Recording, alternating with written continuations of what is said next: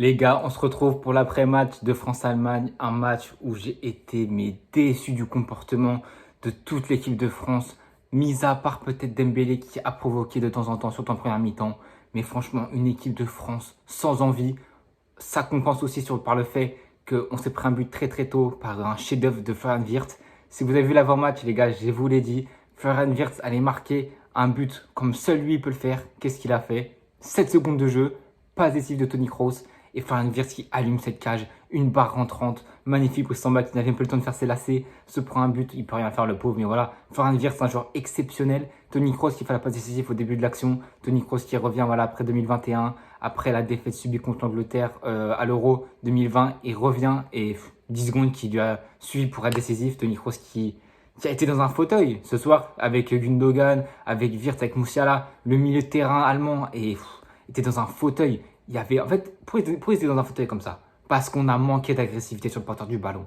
Les milieux de terrain, il n'y avait rien. Et entre les lignes, c'était beaucoup trop écarté. Ils pouvaient se trouver, mais n'importe où. Que ce soit Musiala, que ce soit Wirtz, ça combiné dans tous les sens. Il n'y avait rien. Kroos en métronome de l'Allemagne. Franchement, c'était impressionnant à voir comment on était apathique. Les 15 premières minutes, la première mi-temps était terrible à voir. Franchement, on a été mauvais. Mais en fait, dans tous les compartiments du jeu, on a été mauvais dans tous les compartiments du jeu. On n'a rien proposé offensivement, que ce soit Mbappé, qui a été bien muselé, certes, il a fait quelques différences de temps en temps, notamment une action sur Rudiger que j'ai en tête, un petit pont. Sinon, il n'a pas fait grand-chose.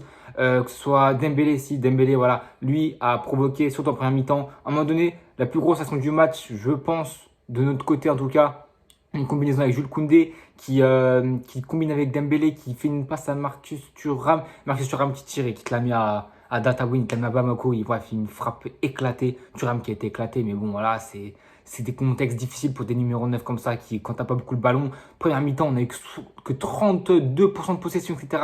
L'Allemagne avait 62 ou je ne sais combien. Franchement, on a été apathique, on a été mauvais. Après, voilà, évidemment, il nous manque cet homme, Antoine Griezmann, son absence va faire du mal contre le Chili parce que là, déjà contre l'Allemagne, c'est un joueur qui déborde tellement d'énergie, qui t'insuffle une envie de pressing, qui t'insuffle une envie. Voilà, quand tu vois Antoine Griezmann jouer, même si tu es fatigué, tu seras plus fatigué. Parce que ce mec, il a l'eau à la bouche et il a une grinta qui peut t'apporter l'envie de presser, l'envie de te donner pour ce putain de maillot. Et là, j'ai vu aucun joueur français, je dis bien aucun, suer pour ce putain de maillot français. Aucun joueur n'a voulu suer. Aucun joueur n'a eu l'envie. En fait, c'est ça qui me déprime. Ils n'ont pas eu l'envie de jouer. Il n'y avait rien. Il n'y avait pas de débauche d'énergie. On s'est fait marcher dessus dans les duels. Il n'y a pas un homme. Il y a Mbappé, le capitaine de cette équipe. Il n'a pas remobilisé les troupes. Vraiment, c'était une équipe qui était apathique. Une équipe vraiment. Pourtant, même si on était en place, entre guillemets, on s'est fait avoir, mais bêtement. Même le deuxième but, le but Kroos encore, il me semble que c'est Kroos. Dites-moi si je dis en commentaire si je dis une bêtise. Kroos au début de l'action, une ouverture mais splendide pour Jamal Musiala qui a été énorme aussi. Mais de toute façon, ces joueurs, que ce soit Musiala, Wirtz, Kroos, un milieu de terrain plein de jeunesse, plein d'expérience. Ce milieu de terrain combine tout ce qu'il faut pour marcher. Et Musiala qui dribble Samba, qui était à 4 pattes, qui essaie de prendre la balle. Il la met très bien à Havertz. Et voilà, Havertz qui finit les débats, au moment du 2-0, en plus c'est 49e minute, tu reviens en deuxième mi-temps, tu te dis, allez, ça va changer. Didier Deschamps a poussé la gueulante, en plus c'était son 150e match sur le banc d'équipe de France, il me semble. Il a poussé une gueulante, il a changé, il a eu des choses qui ont été changées. Il n'y a pas eu de changement à la mi-temps, il me semble. Mais voilà, t'as envie d'y aller, t'as un second souffle. Alors, les bases, la deuxième mi-temps a commencé comme la première, apathique, aucune envie. Tu te fais prendre bêtement en profondeur. Upamecano qui n'a pas été bon, même si voilà. Upamecano qui a été mitigé, Pavard pareil. En fait, on s'est fait avoir tellement bêtement que voilà. Pourquoi ne pas avoir mis Saliba qui fait des merveilles avec Arsenal? Je ne sais pas. Enfin, cette charnière centrale, Pavard ou Upamecano, elle me fait pas du tout confiance. Elle m'inspire pas confiance. Elle m'inspire beaucoup trop de fébrilité, beaucoup trop de questions. On sait que Upamecano c'est en dents de scie, alors que Saliba, tu sais que quand il est là, il va te faire des bons matchs. Une charnière Saliba Konaté, pourquoi pas? Même si c'est un peu lent, mais même Saliba, il est même pas lent. Je comprends pas en fait. Pourquoi Saliba n'a pas joué ce match? Ou Konaté? Là vraiment, même à droite, tu avais Koundé qui a fait un bon match. Il est sorti à la place de Klose. Mais quand voilà, les rentrants, il faut en parler. Que ce soit Kamavinga, que ce soit Klose, que ce soit Théo Hernandez, que ce soit Randa Colomani qui est rentré un peu plus tard. Ils n'ont pas apporté. Ils ont rien apporté. Ils n'ont pas apporté d'envie. Il y a une réserve que je vais me permettre d'émettre. Est-ce que Kamavinga n'aurait pas été meilleur que Warren Zaïre-Emery pour se défaire de l'énorme pressing, même si ce n'était pas un énorme pressing, mais du pressing de l'Allemagne qui était assez haut dans notre camp. Et on sait que Kamavinga, quand il est dos au jeu, quand il se permet de faire son contrôle semelle, il peut se défaire d'un marquage.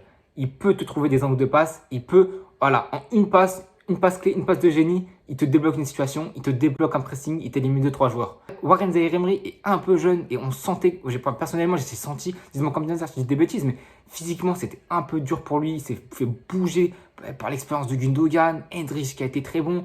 Voilà, Kroos, voilà, par des joueurs expérimentés qui ont de la bouteille et qui peuvent te déstabiliser. Et Zaïre-Emery a été déstabilisé, je pense, par voilà, la condition physique, par l'intensité mise dans ce match.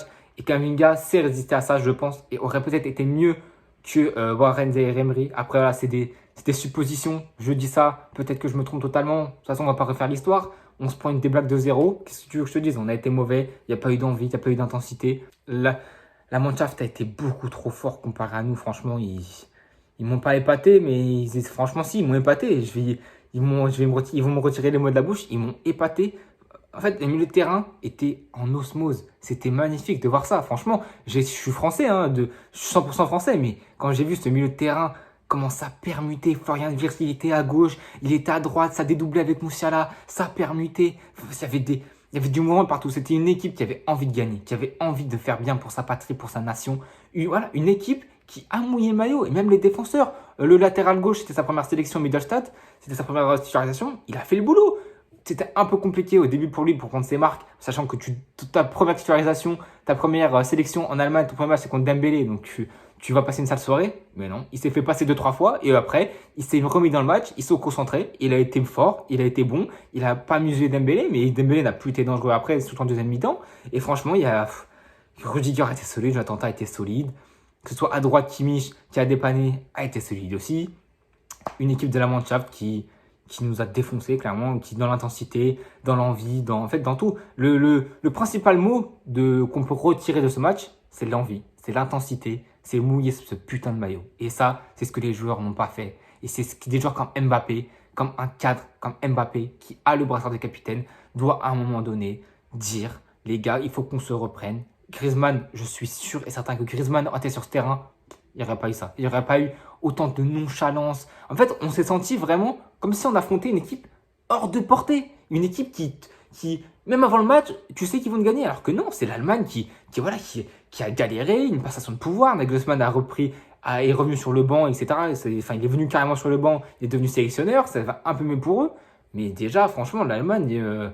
attention parce qu'à l'Euro, attention à eux parce que franchement, ils peuvent être très très dangereux. Parce que s'ils font ce même match qu'ils font pendant toute la compétition à l'Euro, franchement, tu peux les mettre dans des sérieux favoris. Et comparé à nous, c'est qu'un match de préparation, on le sait, mon estime vient de baisser pour l'équipe de France. Pas évidemment pas pour l'amour que j'ai pour l'équipe de France, ça ne baissera pas, c'est pas ça que je parle.